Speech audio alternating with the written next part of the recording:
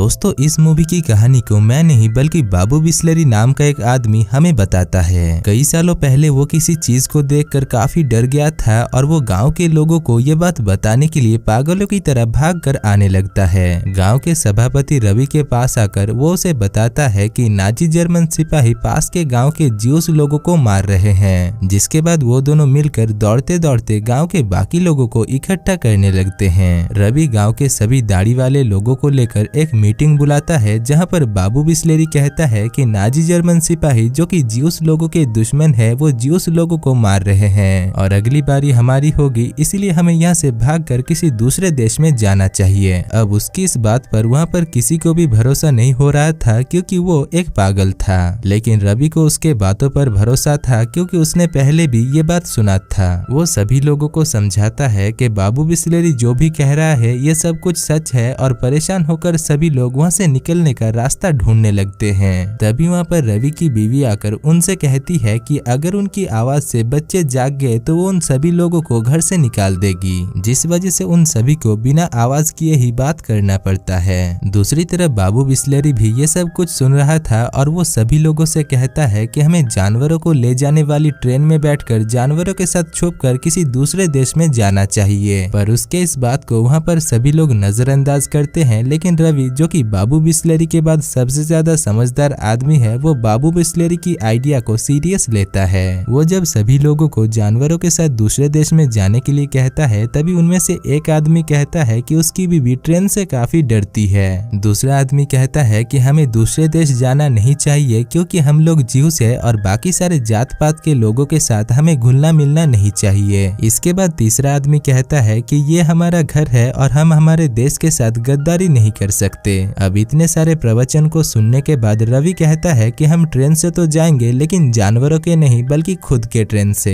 जिसको सुनने के बाद सभी लोग अपने देशभक्ति को भूलकर उसके साथ जाने के लिए तैयार हो जाते हैं। अब इस काम को अंजाम देने के लिए बाबू बिस्लेरी को उनका कमांडर बनाया जाता है। वो उन सभी बुजुर्ग आदमियों से कहता है कि हमें ट्रेन खरीदना होगा, साथ ही साथ हमें नाजी जर्मन सिपाहियों के यूनिफॉर्म को भी बनाना होगा ताकि असली नाजी जर्मन सिपाहियों को हमारे ऊपर शक ना हो। खैर जल्दी ये बात सारे गांव वाले तक पहुंच दिया जाता है और गांव वाले हड़बड़ा कर जाने की तैयारी करने लगते हैं। इसी दौरान हम एक आदमी को देखते हैं जो कि इस बात से परेशान था कि जर्मन उसकी बेटी एस्थर को देख लेंगे। एक आदमी उसे समझाता है कि वो लोग जब यहाँ पर आएंगे तब तक ट्रेन से वो लोग यहाँ से निकल जाएंगे तो जर्मन सिपाही उसकी बेटी को देखेंगे कैसे। अब परेशानी ये थी कि गांव के सभी लोग जाना तो चाहते थे लेकिन नाजी जर्मन सिपाही बनना कोई भी नहीं चाहते थे। इसीलिए रवि एक मीटिंग बुलाता है जहां पर यह फैसला होता है कि जिन लोगों को जर्मन भाषा आती है उन्हें नकली नाजी सिपाही बनना होगा। खैर इसके बाद जोरों शोरों से गांव के सभी लोग जाने की तैयारी शुरू कर देते हैं।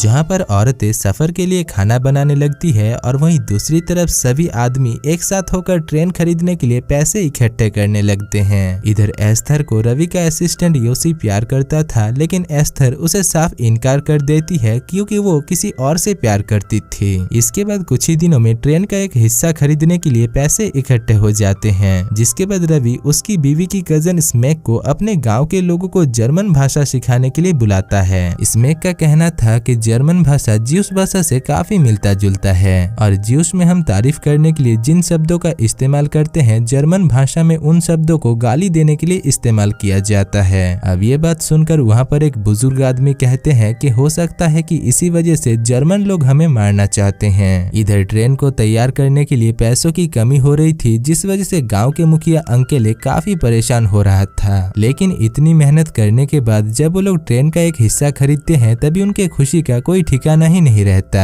उसी दिन योशी को शहर में उसके कजन के पास नकली जर्मन आईडी लाने के लिए भेजा जाता है, पर जब वो वापस आता है तभी वो एक जर्मन बनकर आता है। वो गांव के सभी लोगों को जर्मन विचारधारा समझाने की कोशिश करता है और ये बताने की कोशिश करता है कि हमें यहाँ से भागना नहीं चाहिए और हमें भी जर्मन बन जाना चाहिए। उधर ये सारी बातें रवि को अच्छा नहीं लग रहा था और वो उसे वहाँ से भगा देता है। अब रवि को ट्रेन को चलाने के लिए एक ड्राइवर की जरूरत था, इसलिए वो इत्सिक नाम के एक आदमी को ये काम देता है और उसे एक ट्रेन ड्राइवर लाने के लिए शहर भेजता है। साथ ही साथ वो उसे आते वक्त सिर्फ ट्रेन ड्राइवर के साथ ही आने के लिए कहता है, ना कि कोई जर्मन विचारधारा के साथ। अगले दिन गांव के लोगों को पता चलता है कि इत्सिक शहर से वापस आ चुका है, इसलिए गांव के सभी लोग भागकर उसके पास जाते हैं। इत्सिक अपने साथ ट्रेन चलाने के लिए एक ड्राइवर को लेकर आया था जिसने अभी तक कभी भी ट्रेन नहीं चलाया, लेकिन उसका बचपन से ही एक सपना है और वो है ट्रेन चलाने का। गांव के लोग जब इत्सिक को गालियां बकने लगते हैं तभी इत्सिक कहता है कि इस आदमी के पास एक किताब है जिसमें ट्रेन चलाने का तरीका लिखा हुआ है और इसका बचपन से ही ट्रेन चलाने का एक सपना है। जिसको सुनने के बाद गांव के सभी लोग उसे सर पर उठाकर खातिरदारी करना शुरू कर देते हैं। दूसरी तरफ गांव के मुखिया अंकेले इस बात से परेशान था कि ड्राइवर तो आ गया पर ट्रेन तो अभी तक तैयारी नहीं हुई।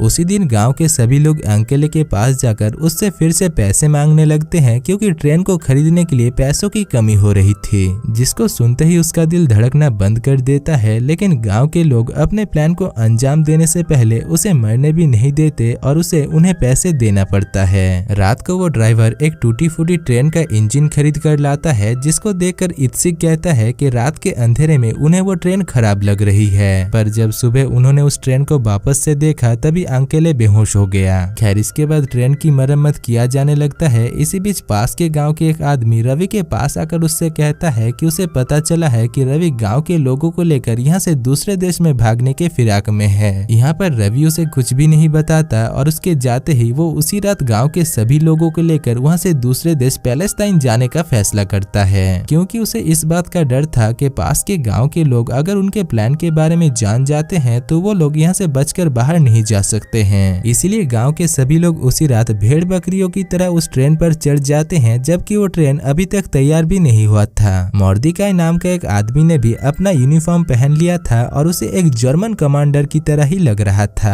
अब सभी लोग ट्रेन पर चढ़ जाने के बाद ट्रेन को अपने मंजिल पर पहुंचाने के लिए स्टार्ट कर दिया जाता है, लेकिन उस ट्रेन के ड्राइवर ने किताब को उल्टा पकड़ा था, इसलिए ट्रेन उल्टी दिशा में जाने लगता है। पर सही वक्त रहते वो ड्राइवर किताब को सीधा कर लेता है और ट्रेन को भी संभाल लेता है, जिसके बाद सभी लोग पैलेस्टाइन के लिए निकल जाते हैं। ट्रेन में सभी लोग अपनी जिंदगी को नए से शुरुआत करने के लिए सपने देख रहे थे और वहीं दूसरी तरफ बाबू बिस्लेरी ट्रेन के ऊपर अपने आजादी का मजा लूट रहा था। इधर ट्रेन के अंदर सभी लोग रास्ते में नाजी जर्मन सिपाहियों को भी देख रहे थे, तभी रवि उन्हें ये सब कुछ करने से मना करता है। वो कहता है कि इससे उन्हें कोई शांति तो नहीं मिलेगी, बल्कि पैलेस्टाइन पहुंचने से पहले ही वो लोग हार्ट अटैक में मर जाएंगे। खैर जैसे जैसे सफर में वो लोग आगे बढ़ रहे थे उनकी मुसीबत भी बढ़ता जा रहा था। इसी दौरान ट्रेन के ड्राइवर को पता चलता है कि उनकी ट्रेन एक स्टेशन से होकर निकला है, जहाँ के ऑफिसर्स को ये पता चल गया है कि ये ट्रेन एक फर्जी ट्रेन है। इसीलिए नाजी जर्मन सिपाही उस ट्रेन को पकड़ने के लिए अपने सेनाओं के साथ निकल जाते हैं। दूसरी तरफ हम कुछ आतंकवादियों को देखते हैं जो कि पाकिस्तान से निकलकर उस ट्रेन को उड़ाने के लिए ट्रेन के पटरियों पर आ गया था। दरअसल वो लोग सोच रहे थे कि उस ट्रेन में नाजी जर्मन सिपाही है, इसीलिए वो लोग उन्हें मारना चाहते थे।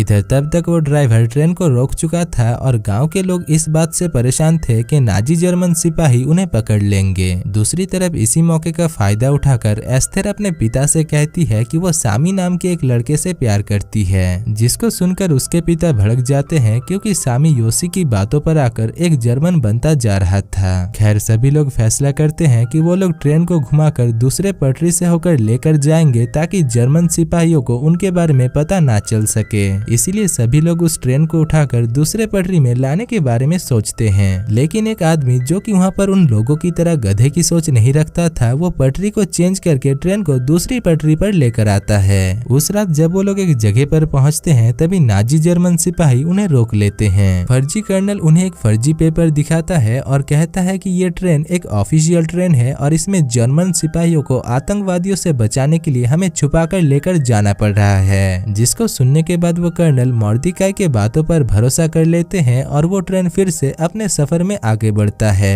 कुछ दिन सफर करने के बाद रवि और सभी लोग इस बात से परेशान हो गए थे कि मॉर्देकाई एक रियल कर्नल की तरह उन लोगों के ऊपर जोर दिखा रहा था। साथ ही साथ वो लोग दो हिस्से में बंट जा रहे थे, जिनमें से ज्यादातर लोग अभी तक तो ज्यूस थे, लेकिन कुछ लोग जर्मन रीति नीति अपना रहे थे, जो कि रवि को अच्छा नहीं लगता और वो उनके पास जाकर उनके साथ बहस करने लगता है। तभी वहाँ पर बाबू बिस्लेरी आकर उन्हें समझाता है कि हमें किसी भी जात पात के लिए नहीं बल्कि हमें इंसानियत के लिए लड़ना चाहिए, जिसको सुनकर वो लोग झगड़े को खत्म करते हैं और एक दूसरे को गले लगाते हैं। लेकिन अगली सुबह वो लोग ट्रेन को छोड़कर जंगल के अंदर भाग जाते हैं, जो लोग जर्मन रीति नीति अपनाना चाहते थे। मॉर्देकाई कहता है कि हमें उन्हें छोड़कर आगे बढ़ना चाहिए, लेकिन रवि उन्हें छोड़कर जाना नहीं चाहता था क्योंकि वो लोग भी उन्हीं की तरह ज्यूस थे।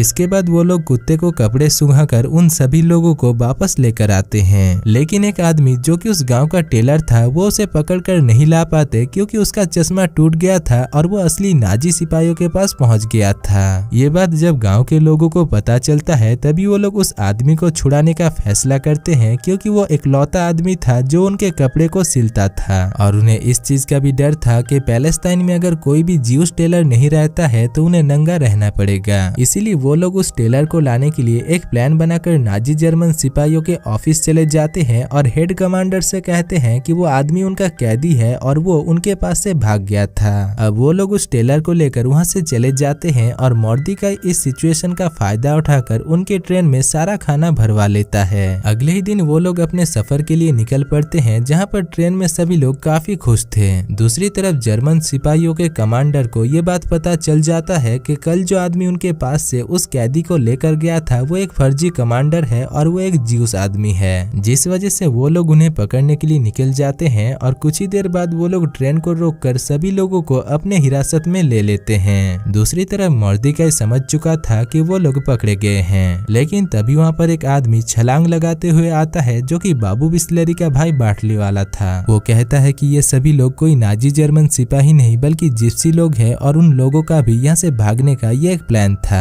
जिसके बाद वो सभी उस ट्रेन को एक भैंस का तबीला बनाकर पैलेस्टाइन के लिए निकल जाते हैं। ट्रेन के अंदर एस्थर अपने पिता से कहती है कि उसने सैमी को छोड़ दिया है और वो अभी एक दूसरे लड़के से प्यार करती है। अब उसके पिता को जब पता चलता है कि वो दूसरा लड़का एक जिप्सी है तभी वो ना चाहकर भी एस्थर को उसकी पहली प्यार यानी जर्मन के साथ ही शादी करने के लिए कहता है। दूसरी तरफ सैमी को भी एक जिप्सी लड़की से प्यार हो गया था। इधर बाकी सारे ज्यूस और जिप्सी लोग अपने आने वाले जिंदगी को याद कर रहे थे और जश्न मना रहे थे। इसके बाद अगली सुबह बाबू बिस्लेरी एस्थर को उस जिप्सी लड़की के साथ देख लेता है, जिसको देखकर उसे काफी बुरा लगता है क्योंकि वो कई दिनों से उससे प्यार करता था। एस्थर को भी जब पता चलता है कि वो उससे प्यार करता था तभी उसे भी काफी बुरी लगती है। खैर इसके कुछ दिन बाद उनका ट्रेन बॉर्डर पर आकर रुक जाता है और जर्मन सिपाही उनके ऊपर गोलाबारी करना शुरू कर देते हैं। अब हमें फिर से बाबू बिस्लेरी को दिखाया जाता है जो कहता है कि वो लोग उस दिन वहाँ से निकलकर अलग अलग देश में फैल गए और अपनी अपनी जिंदगी को आराम से बिताने लगे। लेकिन जब कैमरा जूम आउट होता है और हम बाबू बिस्लेरी को कैदियों के कपड़े में देखते हैं तो हमें पता चल जाता है कि ये सब कुछ बस उसका एक इमेजिनेशन था और वो एक पागल है। और दोस्तों इसी के साथ ही इस मूवी की कहानी खत्म हो जाती है।